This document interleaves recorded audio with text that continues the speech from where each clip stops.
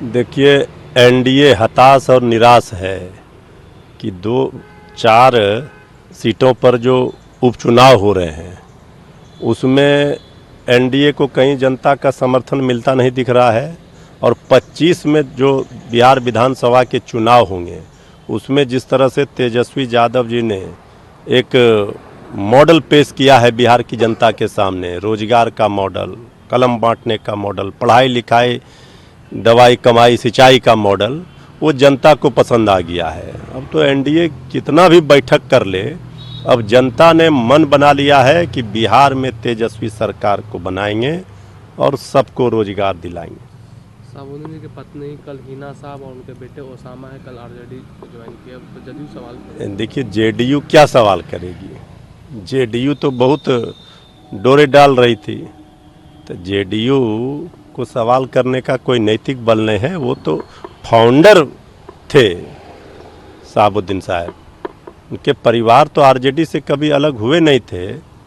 कुछ दिनों के लिए ठीक है कि वो चुनाव लड़ी, लेकिन वो हमारे थे और हमारे हैं।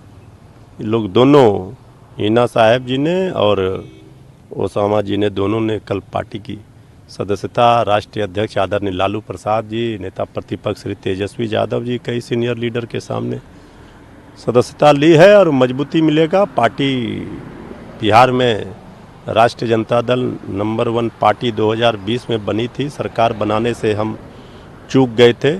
इस बार जनता कोई गलती नहीं करेगी, पूरा समर्थन मिलेगा महागठबंधन को, इंडिया गठबंधन।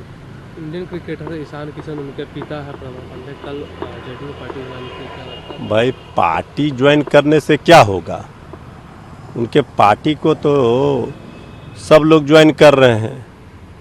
तो जो जेडीयू के साथ जनता थी, जो जेडीयू के कार्यकर्ता थे, उन्होंने साथ छोड़ दिया। तो अब इसी तरह से लोगों को ला रहे हैं, पार्टी में ज्वाइन करा रहे हैं, इससे कोई फर्क पड़ने वाला नहीं है। गृह मंत्री अमित शाह कोलकाता में उन्होंने कल कहा है कि राहुल बाबा और उनकी कंपनी इंडिया गठबंधन है, जिसमें ममता बनर्जी शामिल, वो दिन में सपने देखते हैं कि बीजेपी चुनाव कैसे जीता है, मध्य प्रदेश हो, राजस्थान हो, छत्तीसगढ़, उड़ीसा या कहीं भी हो। अब झारखंड में भी सरकार और महाराष्ट्र बनाने की बात कर रहे हैं। साथ ही उन्होंने ये भी कहा कि 2026 में उनका अगला लक्ष्य कि पश्चिम बंगाल में भी बीजेपी एंड कंपनी जो एनडीए है, ये तो दिन में ही इनको तारे इंडिया गठबंधन के नेताओं ने दिखा दिया है। तो ये कांग्रेस पार्टी की चिंता छोड़ दें राहुल गांधी की, पहले अपना एनडीए का सरकार बचाएं, यही बहुत है। भाजपा के सांसद निशिकांत उन्होंने कहा कि 1951 में मुसलमानों की आबादी 9% थी, आज 24% हो गई है। पूरे देश से मुसलमानों की आबादी 4% बढ़ी और हमारे संथाल परगना में भी 15% बढ़ी है। ये 11% बांग्लादेशी घुसपैठिए और झारखंड की सरकार इसे स्वीकार कर रही है। वोट बैंक की राजनीति के कारण ना तो कांग्रेस ना ही जेएमएम आदिवासियों को चिंता कर रही है। जब तक बांग्लादेशी घुसपैठी को वापस नहीं भेजा जाएगा, बीजेपी चैन से बैठने वाली नहीं। ये सब कहाँ से ज्ञान लाते हैं बीजेपी वाले? ये सब को पाकिस्तान भेज देना चाहिए। बहुत पाकिस्तान और बांग्लादेश घुसपैठी करते हैं। ये सब बांग्लादेश पाकिस्तान चले जाएंगे, भारत शांति से रहेगा। विश्व गुरु ऐसे भारत नहीं बनेगा।